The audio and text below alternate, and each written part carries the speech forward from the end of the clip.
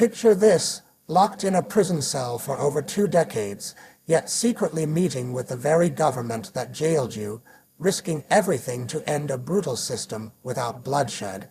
Would you dare to talk to your enemy? This is the untold story of how I, Nelson Mandela, began clandestine negotiations with the apartheid regime, a bold, controversial move that helped birth a free South Africa.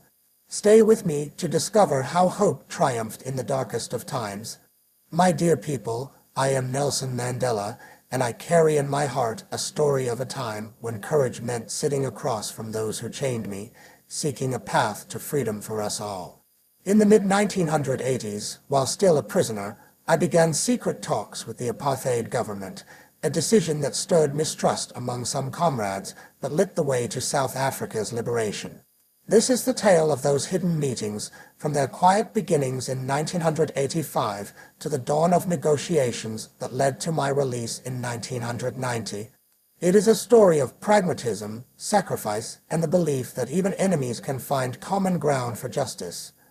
By 1985, I had endured 21 years of imprisonment, 18 on Robben Island's harsh shores, then in Pollsmoor Prison's isolating cells. At 66, my body bore the scars of labor and illness, but my spirit burned with purpose.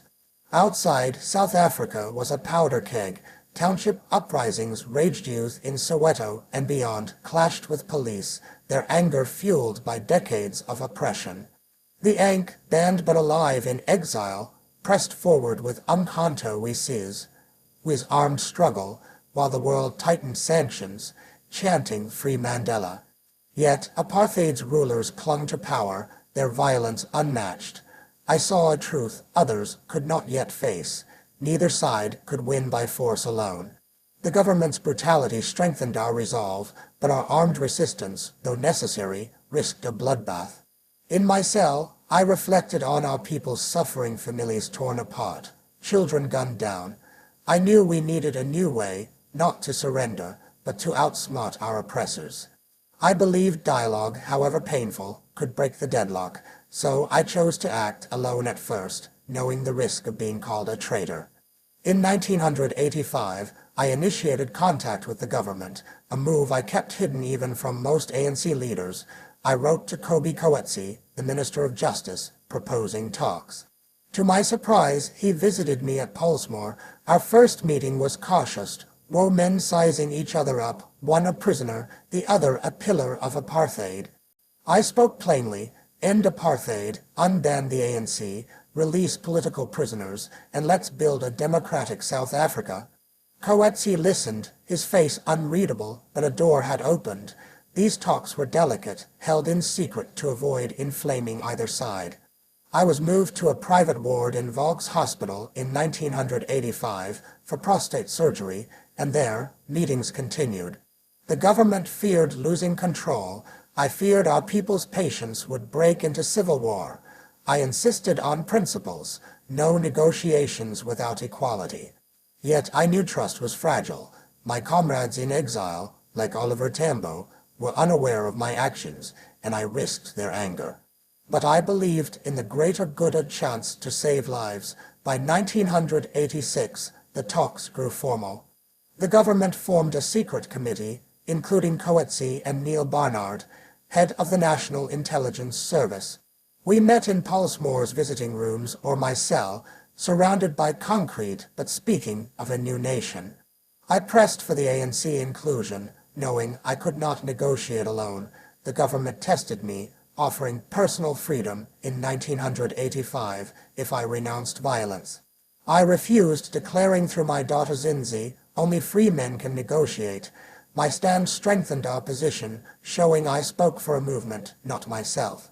In 1988, I was moved to Victor Verster prison, to a small house with a Gardena sign. The regime saw me as a bridge, not just a prisoner. There, talks intensified. I met President P.W.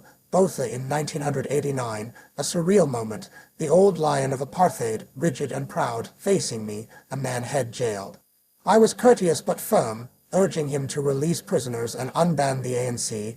Months later, F.W. de Klerk became president, a man more open to change.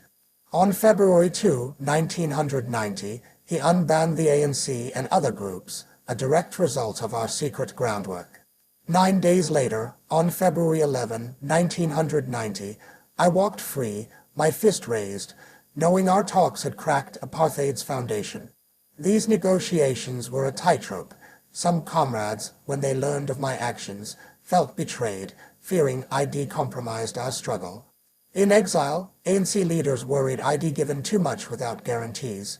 In South Africa, hardliners on both sides, white supremacists and militant activists, wanted war, not talks.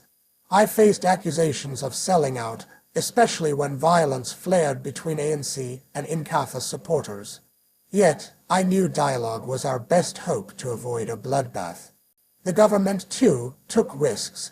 De Klerk faced backlash from his party for engaging with a terrorist. But our talks showed them apartheid was unsustainable economically, morally, globally. My role was to keep the ANC vision alive while showing the regime a way out.